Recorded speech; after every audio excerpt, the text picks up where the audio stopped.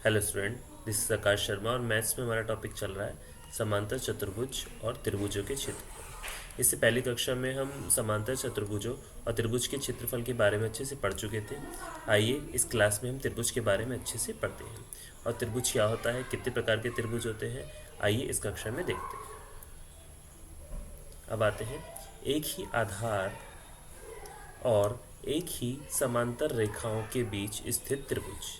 जिसका एक ही आधार हो और एक ही समांतर रेखाओं के बीच स्थित क्या हो, त्रिभुज हो, वो देखिए किस प्रकार बनता है। आपका प्रमेय आपका क्या है, 9.2। एक ही आधार या बराबर आधारों और एक ही समांतर रेखाओं के बीच स्थित त्रिभुज क्षेत्रफल में बराबर होते हैं। क्या कहा गया है कि एक ही आधार जिसका हो और या बराबर आधार हो और एक ही आधार रेखाओं के बीच स्थित त्रिभुज क्षेत्रफल में क्या होते हैं, बराबर होते हैं। अब मान लीजिए ए बी सी डी एक समांतर चतुर्भुज है। क्या है, समांतर चतुर्भुज है जिसका विकर्ण क्या है, ए सी है। अब देखिए आगे कि आइए मान लें कि आपका डी सी पर क्या है, ए एन क्या है, डी सी पर लंब है। अब देखिए ए एन कहाँ है आपका, ए से लेकर एन तक, और डी सी आपका ये रहा, और ये क्या आ गया आपका 90 डिग्री का। इतना समझ में आया, ए बी सी और ये आ गया आपका डी।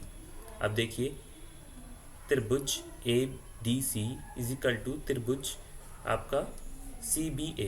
तो कहाँ से आया, एंगल ए डी सी बराबर है एंगल, हमारे त्रिभुज हो गए दोनों, तो त्रिभुज ए डी सी और त्रिभुज सी बी ए बराबर हो गए दूसरे के। तो ए डी सी देखिए कहाँ है, ए डी और सी, एक ये आ गया आपका, और आ गया सी बी ए, एक आ गया आपका सी बी ए। ये तो दोनों में क्या आ गया, इस प्रकार हमारा ये बन गया, दोनों क्या होगा, इक्वल हो गए। इनकी आकृति पे आपको बराबर दिख रही होगी, तो ये क्या होगा, आपके समरूप भी हो गए। ये समरूपता का आपने इसमें चिन्ह लगा दिया। अब देखिए A D C is equal to B C B A, क्यों, किस प्रकार मानेंगे अब इसको, देखिए क्योंकि आपका क्या होता है, A D C is equal to 1/2 A B C D. तो आप ए बी सी डी का क्या कर देंगे, हाफ कर देंगे, तो आपको क्या मिलेगा, ए डी सी। ये बात आपकी क्लियर हो गई, इतना आपको समझ में आया। अब देखिए 1/2 D C into A N, तो 1/2 D C into A N, तो डी सी आपका कहाँ गया, ये रहा, और ए से लेकर एन तक आपका ये रहा। तो जब आप ए एन और डी सी को इंटू कर देंगे और उसका हाफ कर देंगे, तो आपका ए डी सी के बराबर वो आ जाएगा। इस प्रकार आपका ये ए डी सी बन जाएगा। अब देखिए ए डी सी का क्षेत्रफल इज इक्वल टू क्या आ गया, 1/2 आधार का, मतलब डी सी का क्षेत्रफल, और आपका शीर्ष लंब ए एन। तो आपको पता चल रहा होगा कि ए डी सी, अब ए डी सी आपका ये वाला त्रिभुज आ गया। अब देखिए इस त्रिभुज में क्या है आपका कि 1/2 डी सी, डी सी आपको दिख रहा होगा कहाँ है आपका, डी सी आपका क्या आ गया, आधार। तो क्या आ गया 1/2 इंटू डी सी इंटू, और ए एन क्या आ गया आपका, शीर्ष लंब, क्या आ गया, शीर्ष लंब, शीर्ष लंब, और डी सी आपका क्या आ गया, आधार। ये बात आपको क्लियर हुई अच्छे से। और इससे हमें क्या पता चला, देखिए बराबर आधारों और एक ही समांतर रेखाओं के बीच स्थित त्रिभुज के क्षेत्रफल क्या होते हैं, आपके बराबर होते हैं। तो आपका एडीसी का क्षेत्रफल तो आपको पता चल गया किस प्रकार आया। अब नेक्स्ट देखते हैं। अब देखिए अतः एडीसी का क्षेत्रफल 1/2 इंटू आधार का, मतलब डीसी का क्षेत्रफल इंटू संगत शीर्षलंब ए एन। तो आपने ए एन भी देखा और आधार डीसी देखा, और क्षेत्रफल आ गया आपका 1/2। दूसरे शब्दों में क्या है, किसी त्रिभुज का क्षेत्रफल उसके आधार, एक भुजा और संगत शीर्षलंब या ऊंचाई के गुणनफल के आधे के बराबर होता है। क्या आपको याद है कि आप त्रिभुज के क्षेत्रफल के इस सूत्र के बारे में कक्षा 8 में पढ़ चुके हैं, और कक्षा 8 में हमने किस प्रकार इसको पढ़ा है वो भी हमने समझा है। और इस सूत्र से आप देख सकते हैं कि एक ही आधार या बराबर आधारों वाले, बराबर क्षेत्रफलों वाले त्रिभुज बराबर शीर्ष संगत वाले होते हैं। कैसे होते हैं, संगत शीर्षलंब वाले, संगत शीर्ष लंब। इतनी बात आपको समझ में कि कैसे होते हैं क्षेत्रफल जो होते हैं, वो आपके संगत शीर्षलंब वाले होते हैं। तो आपका क्या बन जाता है फॉर्मूला एडीसी का, एडीसी का क्षेत्रफल क्या आ गया आपका, 1/2 इंटू आधार DC इंटू संगत शीर्षलंब, संगत शीर्षलंब कितना आ गया आपका AN। तो ये आपका एक पूरा फॉर्मूला बन गया इस प्रकार। ADC का क्षेत्रफल आप इस प्रकार निकाल सकते हैं। अब नेक्स्ट देखिए, अब दिया गया है प्रमेय 9.2। प्रमेय 9.2 आपको दिया गया है कि एक ही आधार या बराबर आधारों वाले बराबर क्षेत्रफलों वाले त्रिभुज का एक ही समांतर रेखाओं के बीच स्थित होते हैं। अब उदाहरण देखिए क्या बोल रहे हैं कि एक ही आधार या बराबर आधारों वाले बराबर क्षेत्रफलों वाले एक त्रिभुज एक ही समांतर रेखा के बीच स्थित होते हैं। तो इनकी जो समांतर रेखा होती है वो एक ही होती है, क्योंकि इनका आधार भी बराबर होता है और उनके क्षेत्रफल भी क्या होते हैं, बराबर होते हैं। आइए दर्शाइए कि त्रिभुज की एक माध्यिका उसे बराबर क्षेत्रफल वाले दो त्रिभुज में विभाजित करती है। अब हम मान लेते हैं, अब देखिए आपको दिया गया है ABC और ये दिया गया पर N पॉइंट और ये दिया गया है D पॉइंट। अब मान लीजिए ABC क्या है, एक त्रिभुज है। ABC आपका क्या आ गया, एक त्रिभुज आ गया और AD उसकी एक माध्यिका है। तो AD क्या है, माध्यिका है। तो आपको दिख रहा होगा A, B और C, ये क्या बन गया आपका, एक त्रिभुज बन गया। तो क्या बन गया, त्रिभुज ABC और इसकी माध्यिका क्या आ गई, आपकी AD क्या आ गई, आपकी माध्यिका आ गई। और आपको यह दर्शाना चाहते हैं, आप क्या दर्शाना चाहते हैं कि ABD बराबर है ACD के। तो ABD ये वाला आपका देखिए, इसे अलग हाईलाइट कर लेते हैं हम, बराबर है किसके, ACD के। ACD ये इसके बराबर है, ठीक है। तो क्या करना चाहते हैं, ABD बराबर है ACD के। ये बात आपको क्लियर हुई। अब देखिए, चूंकि त्रिभुज के क्षेत्रफल में शीर्षलंब संबद्ध होता है, क्षेत्रफलों में क्या होता है, शीर्षलंब आपका संबद्ध होता है। तो आइए AN आपका लंब है BC पर खींचे। तो BC कहाँ है आपका, ये रहा, B से लेकर C तक, और यहाँ पर A से लेकर N तक हमने एक लंब खींच दिया। ये कितना हो गया आपका, 90 डिग्री का। ये बात आपको क्लियर हुई। तो अब निकाल सकते हैं हम ABD का क्षेत्रफल। अब क्या होगा, 1/2 आधार इंटू शीर्षलंब, शीर्षलंब किसका, ABD का। तो हमने क्या बनाया, ABD, ये देखिए ABD का ये निकाला, आधार क्या आ गया आपका BD और आपका शीर्षलंब क्या आ गया AN।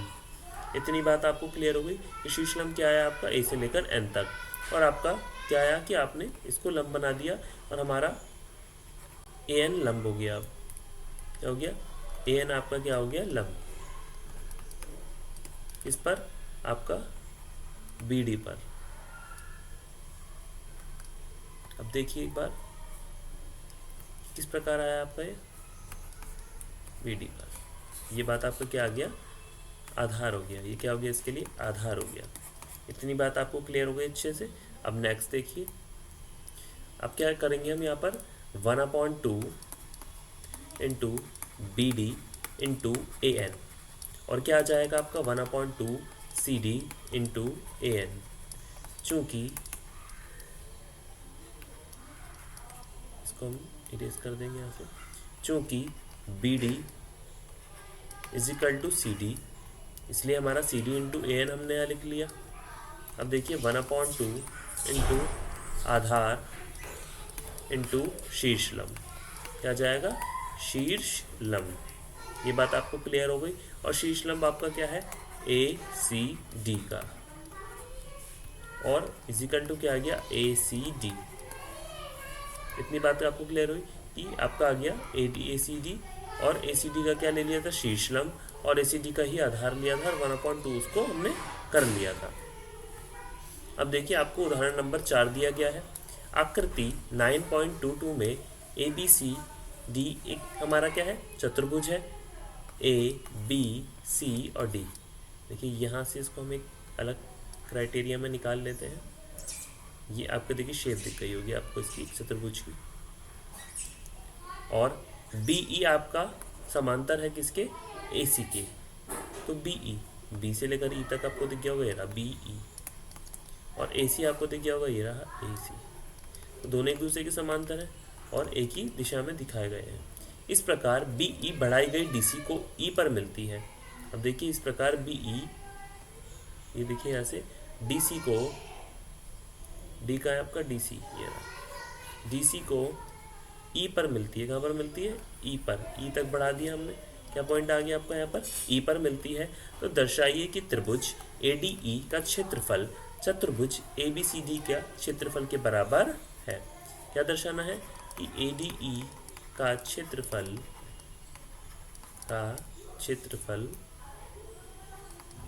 इज इक्वल टू चतुर्भुज का क्षेत्रफल। ये दोनों क्या हो गए? ADE आपका ये वाला त्रिभुज बन गया।